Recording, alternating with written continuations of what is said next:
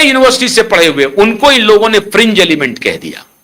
उन्होंने दुनिया भर के 67,000 डॉक्टरों से संपर्क करके ये peer reviewed paper, research paper सामने रखा कि ये जो सोशल डिस्टेंसिंग हमने किया था, मास्क पहनाया था, इसका कोई उपयोग नहीं है, ये कुछ भी महामारी को रोकने में कामयाब नहीं है, क्योंकि जब वायरस एयरबॉर्न हो जाता है तो उसको दुनिया की कोई शक्ति रोक नहीं सकती है, उसका इन्फेक्शन होगा ही होगा। तो फिर इन्होंने लॉकडाउन लगवाया। क्यों? सप्लाई चेन को डिसरप्ट करने के लिए लॉकडाउन लगवाया।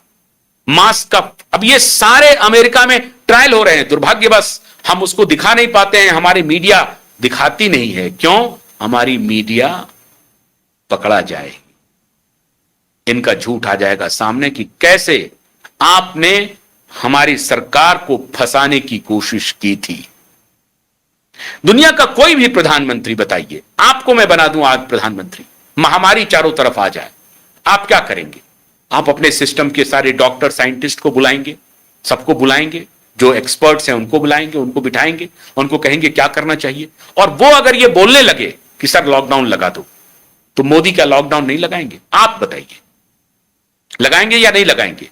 और अगर नहीं लगाएंगे और कुछ अनहोनी होगी तो लोग क्या कहेंगे कि हमने तो सलाह दी थी, मोदी ने नहीं माना, है ना? तो अगर गलत सलाह देने लगे तो उसका भी नुकसान होगा। अब मोदी को लगा कि हमारे देश के लोग, हमारे साइंटिस्ट हमारे लोगों के साथ धोखा कर सकते हैं क्या? आज पत्ता खुल के आ रहा है, हां धोखा कर सकते हैं। धोखा किया जैसे अमेरिका में किया, उनके ही लोगों ने अमेरिकन के साथ धोखा किया। 10 million people died in US, 10 million के करीब, 1 करोड़ लोगों की मौत हुई वहां पे। और आज न्यूरेमबर्ग ट्रायल चलने की संभावना हो गई है अमेरिका में उन दोनों के खिलाफ। बाइडेन ने जाते जाते आखिरी दिन अपने प्रेसिडेंशियल पावर का इस्तेमाल करते हुए एंथनी फॉची को पार्डन दे दिया। लेकिन फेडरल गवर्नमेंट तो पार्डन दे सकती है, स्टेट गवर्नमेंट के कुछ लॉज हैं, उसके हिसाब से एंथनी फॉची के खिलाफ 3 स्टेट गवर्नमेंट ने अब मुकदमा चलाने की बात की है और हियरिंग हो रही है। इतना बड़ा क्रिमिनल, बिलियंस ऑफ डॉलर उसने अवार्ड्स में ले लिए उस दौरान। जो लोग सवाल करता था उसको एंटी साइंस कहा जाता था।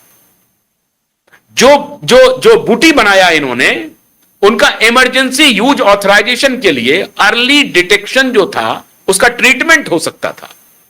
आइवरमेक्टिन के बारे में लोग कह रहे थे, जेनेरिक दवाएं, हल्की छोटी दवाओं से लोगों का इलाज हो रहा था, लेकिन कहा कि नहीं, इसका इलाज नहीं हो सकता है। एक खास तरह के इंजेक्शन को प्रचारित किया गया, उसका नाम था रेमडेसिविर, और आपने देखा होगा उससे कितनी मौतें हुई। इसने चलवाया इसी एंथनी फॉची ने। और जो आइवरमेक्टिन थी, हाइड्रोक्लोरोक्विन, जो उसका भारत एक्सपोर्ट कर रहा था, भारत में बन रहा था हाइड्रोक्लोरोक्विन, उसको रुकवाया, आइवरमेक्टिन को रुकवाया और चलवाया रेमडेसिविर। माफिया फार्मा से पैसे लेकर के लोगों को मारा और फिर दबाव बनाया कि अगर ट्रीटमेंट हो जाएगा तो वैक्सीन का तो खेल चलेगा नहीं। और वैक्सीन के पीछे तो षड्यंत्र कुछ और है कि पूरे लाइफ लॉन्ग डिपेंडेंसी हो जाए लोगों की मेडिकल ट्रीटमेंट पर, वो लगातार मेडिकल का रास्ता छोड़ ना पाए। जिसको बीपी है वो बढ़ जाएगा, जिसको शुगर है वो बढ़ जाएगा, जिसका कैंसरस थोड़ा सा लग रहा है उसका बढ़ जाएगा, हार्ट अटैक है वो हो जाएगा। 1000% तक का हाइक है, 1000% हार्ट अटैक्स का, कैंसर का, अन्य डिजीजेस का, मल्टीपल डिजीजेस का। ऐसा क्यों होता? इसलिए कि फार्मा कंपनी फिर आगे बढ़ती और इनका जो डाउन जा रहा था, जो नेचुरोपैथी से लोग इलाज कर सकते थे, वो उसको दबा करके इनका धंधा चलते रहता। मुट्ठी भर फार्मा प्रेमिसेस ने मुट्ठी भर पूरी दुनिया को हाईजैक कर लिया, पूरी दुनिया की सरकारों को हाईजैक कर लिया, सरकारों को कब्जे में कर लिया, सरकारों को इस उनकी बात मानने पर मजबूर कर दिया। सरकार के पास कोई रास्ता नहीं था। इस तरह का षड्यंत्र हुआ, केवल भारत के साथ नहीं मित्रों, पूरी दुनिया के साथ षड्यंत्र हुआ। आज उसी षड्यंत्रकारी लोगों के साथ यह आशुतोष रंका काम कर रहा था, यह केजरीवाल काम कर रहा था, और भारत सरकार में बैठे बड़े दुख के साथ कहना पड़ता है, हमारे प्रधानमंत्री के नाक के नीचे कुछ ऑफिसर्स, कुछ डॉक्टर, आज वो एन के अरोड़ा कहां हैं, आज वो राजेश भूषण कहां हैं, और ये बड़े बड़े हॉस्पिटल के डॉक्टर जो कार्डियोलॉजिस्ट थे वो महामारी विशेषज्ञ बनकर के प्रचार कर रहे थे, महामारी विशेषज्ञ बनकर प्रचार कर रहे थे, जो कार्डियोलॉजिस्ट थे, हमारी सरकार को गुमराह करने के लिए, घेरने के लिए कि अगर इस रास्ते नहीं चलोगे, अगर तुमने वैक्सीन नहीं दिया तो ये प्रचार कर देंगे कि ये वैक्सीन नहीं दिया, और वैक्सीन देगा उसके बाद जो परेशानी होगी तब घेरेंगे। मार्च 2025 में, फरवरी और मार्च में इन्होंने दूसरा षड्यंत्र किया। पहले षड्यंत्र में तो फंसा दिया कि अरे वैक्सीन दे दिया, वैक्सीन दे दिया, वैक्सीन दे दिया, और दूसरा षड्यंत्र किया कि देखिए इस वैक्सीन से ये नुकसान हो रहा है, हो रहा था जो नुकसान।